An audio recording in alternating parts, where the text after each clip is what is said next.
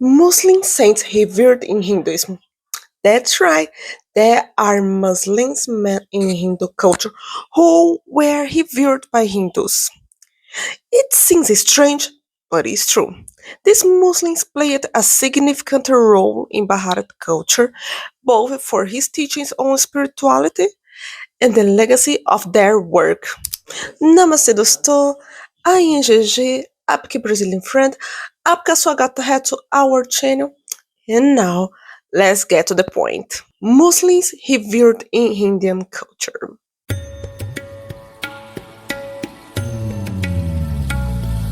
Muslims and Hindus lived together for a long time in India, and of course, this caused them to exchange experiences and teachings. And this ever resulted in syncretism. Some of these saints were Sufi Persian mystics who traveled to India in the 12th century and gained popularity in the 13th century. And without delay, I will present the first and least known, Khwaja Moinuddin. Sorry my pronunciation, guys, I'm not so good with this language.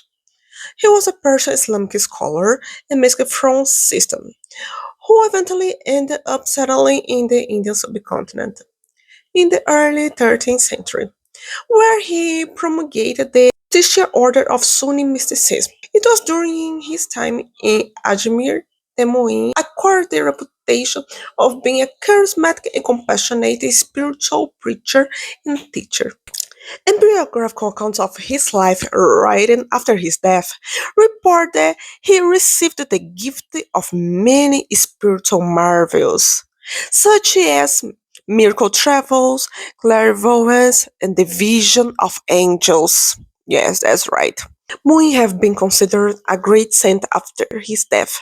According to John Esposito, he was great for having been one of the first major Islamic mystics to formally allow his followers incorporate the use of music in their devotion liturgies and hymns to God, which he did in order to make the foreigner Arab faith more relatable to the indigenous people who had recently interacted with the religion. His tomb became a venerated place honored by members of all social classes, including some Hindus, who have honored the Islamic saint in the medieval period.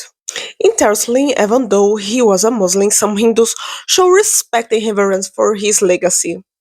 This is really cool and show how Hindus are open-minded and respect everybody. Doesn't matter if the person is from different faith. This is really cool. But now let's talk about one that is much well known and revered, and I'm sure that you know who is it. Sai Baba. Yes, Sai Baba. I know what you might be thinking, but he was in Hindu. Yes, he was born Hindu, but he was raised by a Sufi fakir and was influenced by Islam. According to accounts from his life, Sai Baba preached the importance of a realization of the self and criticized the love towards perishable things. His teachings concentrated on the moral code of love, forgiveness, helping others, charity, contentment, inner peace, and devotion to God and Guru. Sai Baba condemned discrimination based on religion or caste. That's why so many worshipped and followed him. He had both Hindu and Muslim followers, but when people used to ask him about his religion, he refused to identify himself with one to the exclusion of other. According to some documents written after his death, his Hindu devotees used to believe that he was the incarnation of the Hindu deity Dattatreya. If this is true, I don't know. But I know that Sai Baba was so important in Hindu history. He's still very revered in Hinduism. And his legacy of love and respect doesn't matter. The caste and religion is really important and changed many people's mind.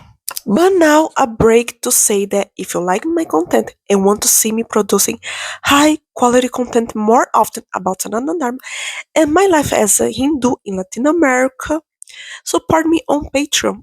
With your help, I'm going to be able to create better content more often about Sanatana Dharma. So clicking the link below and support me on Patreon. But if you cannot support me on Patreon, you can support me sharing the video with your friends, clicking the like, and subscribing. This way, you will be also helping the channel grow. So, let's keep watching the video. But now let's talk about another Muslim that not only became a revered saint by Hindus, but he also became a Hindu, Said Ibrahim Khan. He was an Indian Sufi Muslim poet who became a devotee of Lord Krishna. He was either born in modern-day Uttar Pradesh, India, according to one history as contained in the medieval text Bhakta-kalpa-druma. He once traveled to Vrindavan along with his Sufi preceptor, and there he fell unconscious and had a vision of Lord Krishna. After this, he remained in Vrindavan till his last day, and his real name it was Raskhan, and he was widely acknowledged as a great poet, having dedicated most of his creation to Lord Krishna. He had an imagery in his poetry. His creations describe the beauty of not only Lord Krishna, but also his relations with his beloved Radha. His poetry is in the form of Toha, Padavali, and Samvaya. And as a cultured man, he was bilingual. He spoke both Hindi and Persian, and he translated the Bhagavata Purana into Persian. His shrine is located in Gokul, near the Yamuna River. Multiple Krishna devotees go there to pay their respect and meditate. Interesting, right? But tell me if you know his poetry or if you already heard about him before. But now let's go to the list, but not least. Haridas. Haridas was born in the village of Pudana in what's today Satkira district of Kuna division of Bangladesh. He was raised in a Muslim family and then converted to Vaishnavism. Dvaitacharya indicates that becoming a Vaishnava, regardless of one's background, remove all past conditions. Haridas Thakur was a devotee of the deity Krishna and is regarded to have practiced the chant of his veneration, the Hare Krishna mantra, 300 times if I'm not wrong, daily. Wow, this is a lot. Do you guys believe on this? Tell me in the comments. He is also known for playing a part in the initial propagation of the Gaudiya Vaishnavism.